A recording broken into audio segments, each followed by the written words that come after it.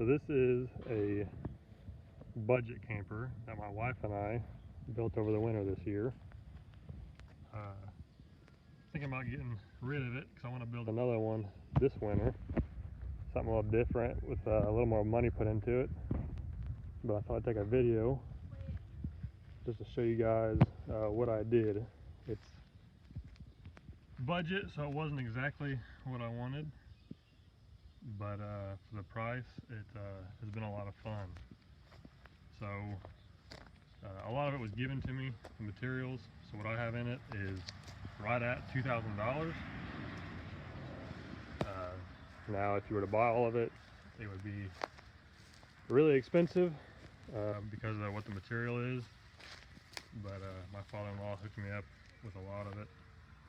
So the camper itself is built on a 1994 Toyota pickup truck frame that I cut the front of it off, and I added a tongue on there, and then I added the axles. Those are little torsion half axles. Rigid is the brand off of Amazon, and so I had to weld up some little perches and got them mounted up underneath there and put a little tie bar connecting them. It rides really good, really smooth.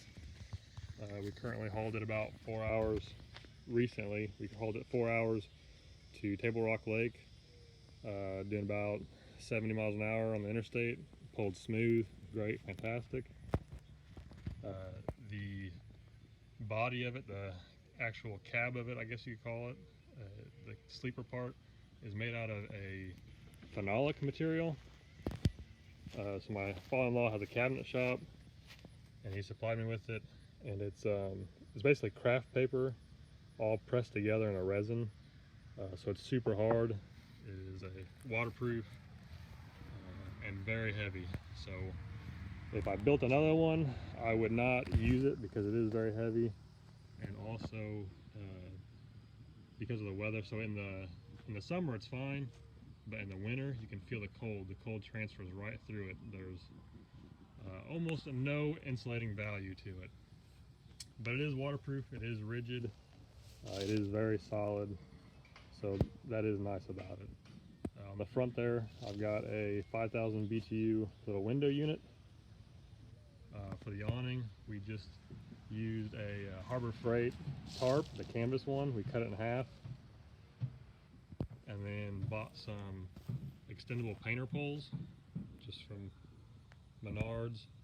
I put some rubber feet down there at the bottom, and then up here at the top, I 3D printed these little nipple adapters, and so it just goes through the eyelet of the tarp. I just wrap these little ropes around it, these little guy lines, and pull it tight. And it worked really well. So when we were at Table Rock, it poured on us for a whole day, and the water just shut off, but nothing. Everyone else at the campground had to put their awnings in so they didn't get ripped off, and we just sat underneath on our chairs and just enjoyed it. So camper sits about 17 inches off the ground is where your clearance is. Now your axles are just a hair bit lower, but the 17 inches would be to the bottom of the actual frame itself. The outside, the vinyls, I just bought some bulk vinyl off of the internet, and we used some, I think it was 3M finish line cut tape, and you could just kind of put the tape on it and trace out your shape, then put the vinyl over it, and then you could just peel that tape and it would cut out whatever shape you had sticking on there. So it was a lot cheaper than buying vinyl decals and having someone install them. On the back side here, we got the spare tire.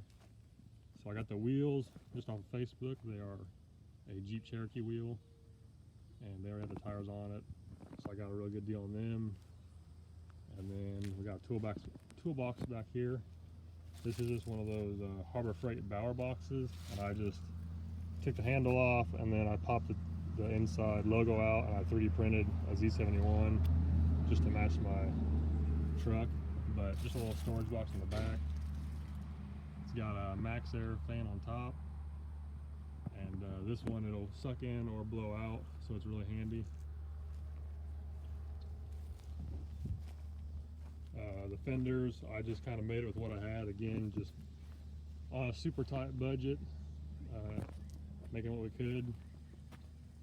This is our shore power inlet, so it's just 110, 120, whatever you want to call it, coming in, and there's a cabinet inside. It's got a couple plugs in there.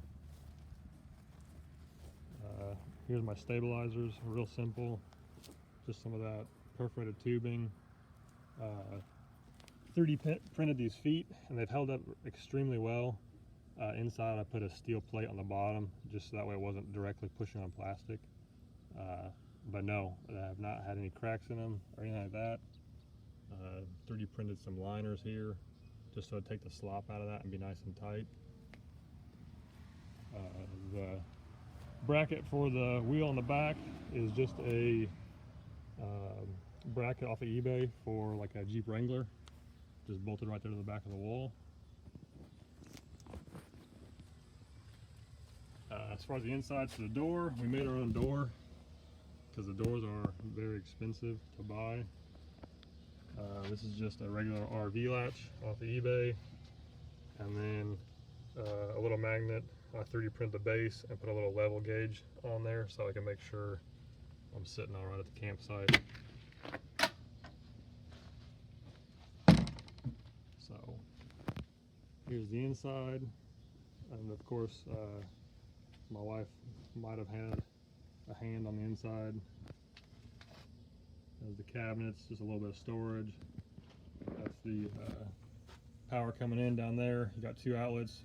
Currently the AC is plugged into one, and then the max fan, there's a little inverter that's running the max fan off of that. So the AC unit. Countertop, turn the light on. So that's just a little cassette toilet, and that lid will flip up, and then it'll snap into that little clip right there and hold it up while you use the bathroom. A little trash can. Since it's such a small space and it's sealed up really tight, I've got a fresh air vent here, and there's another one behind that trash can. And when it's just us two in there, it works very well. We can just run the AC all night and have everything closed up and no problems. Now, if we have a couple dogs in here with us, I have to open up the vent up top so we can get a little bit more air, because they like to use it all up.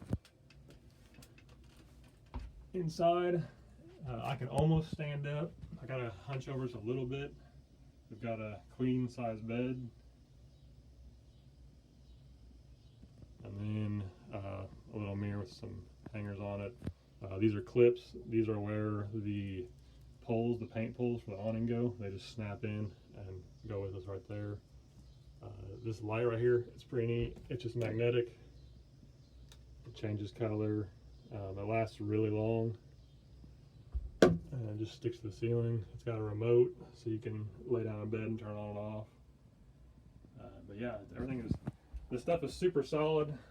Like I said, it just has no R value, no insulation value. So whatever you feel on the outside is what you're going to feel on the inside when you touch the wall. I think when we slept in here in the winter, we had a heater running. The air felt good, but as soon as you rolled over and touched the wall, it was just freezing. But if you're only camping in the summer, then it would work out well. But yeah, that's the budget camper. So what I ended up doing was, a friend gave me the frame, my father-in-law gave me all the material, so all I really bought was the metal for the tongue. I bought the wheels and tires off Facebook, and bought the axles, and just a few odd ends here and there. We bought the fan and bought the air conditioner. So like I said, I'm going to list it for sale, hoping I can get a little bit of profit off of it, so that way I can build what I want to build this winter.